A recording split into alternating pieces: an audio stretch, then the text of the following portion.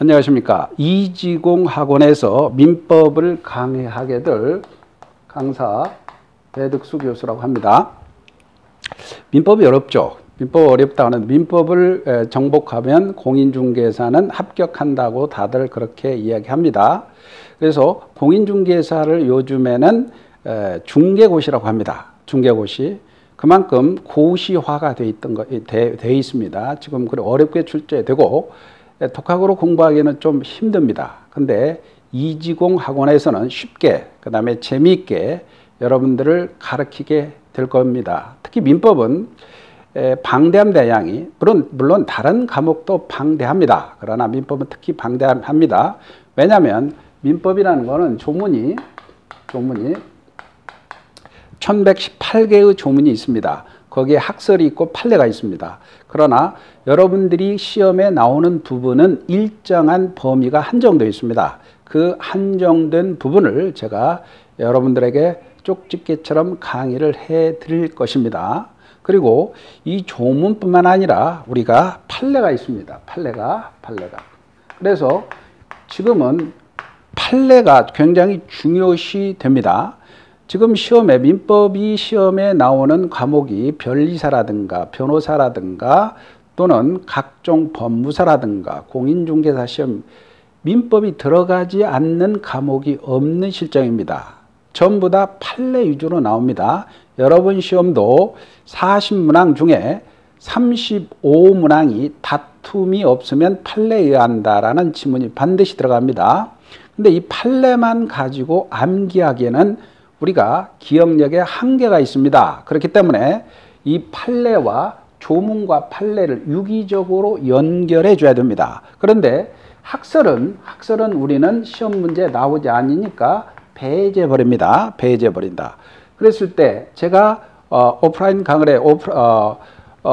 강의에서는 반드시 조문을 중시하고 조문을 익게 할 겁니다. 그리고 판례를 유기적으로 연결시켜 드릴 겁니다. 가령 우리가 107조라는 조문에 지인이 아닌 의사표시다. 지인이 아닌 의사표시라는 조문이 있는데 지인이 아닌 의사표시는 원칙적으로 유효하다.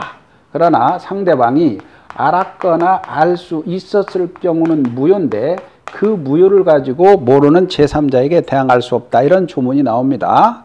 그런데 시험 문제는 지인이 아닌 의사표시에 관해서 다음 중 틀린 것을 고르시오.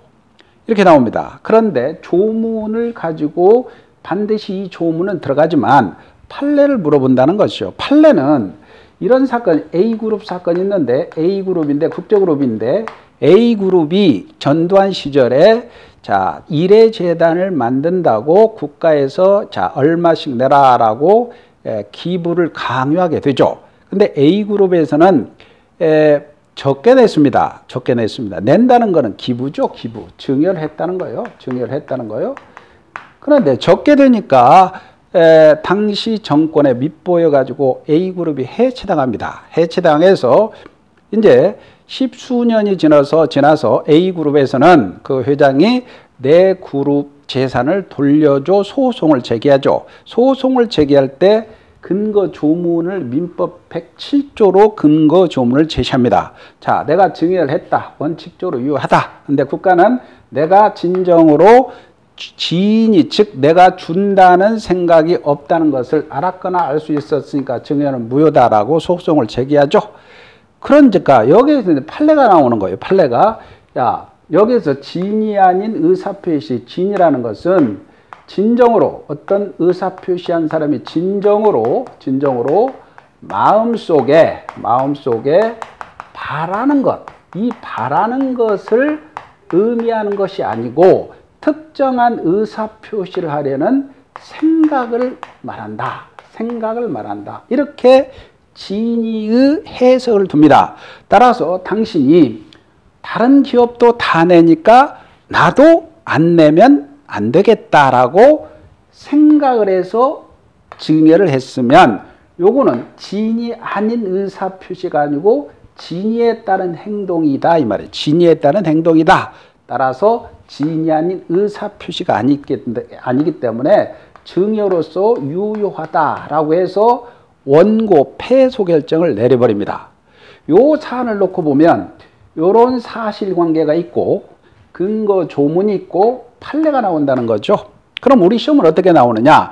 다음 중 지인이 아닌 의사표시에 관해서 자, 틀린 것을 고르시오 라고 해놓고는 자, 답이 지인이 아닌 의사표시의 진이라는 것은 진정으로 마음속에 바라는 것을 의미한다. 이렇게 나온다는 거예요. 그러면 틀린 지문이죠. 진이라는 것은 생각을 의미한다는 거죠. 생각을 의미한다. 이게 시험 문제 단골 메뉴로 나옵니다. 이처럼 민법은 이 조문과 판례를 유기적으로 재미있게 사례를 들어서 공부를 하게 되면 굉장히 재미있고 방대한 양이 줄어듭니다. 제 역할은 이런 것을 여러분들한테 가르치는 게 제 역할입니다. 그리고 여러분들은 오프라인 강의를 통해서는 또 반복을 해야 됩니다. 반복을. 모든 게 반복이죠. 그래서 일주일 지나면 다 까먹습니다. 그래서 일주일 지난 후에 다시 와서 다시 반복을 하게 되고 이걸 1년 동안 반복하게 된다면 여러분 합격은 가까워집니다. 가까워집니다. 그리고 이런 것도 중요하지만 가장 중요한 게 공부를 하는 재미를 느껴야 됩니다. 재미. 내가 뭔가 빠지고 재미있어서 무슨 일을 할 때 시간 가는 줄 모르고 자, 몰두하게 되죠. 재미가 없으면 안 됩니다. 그래서 민법은 제 강의는 여러분들에게 관심을 가지게 하고 재미를 유발하게 하고 그럼으로써 반복 효과를 통해서 여러분의 합격에 한 걸음 다가가는 그런 강의를 하도록 하겠습니다. 여러분 지금 1년이면 여러분이 공부를 열심히 하게 된다면 공인중개사라는 합격증은 미국에서 제 친구가 서울대에 나와서 같이 공부하다가 사법시험에 패스를 못했습니다.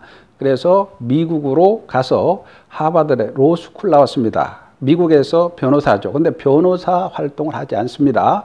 미국에서 공인중개사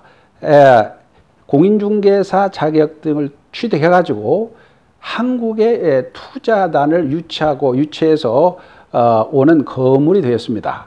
마찬가지로 여러분이 지금 공인중개사를 따놓으면은 고퀄리티의 자격증이 될 겁니다.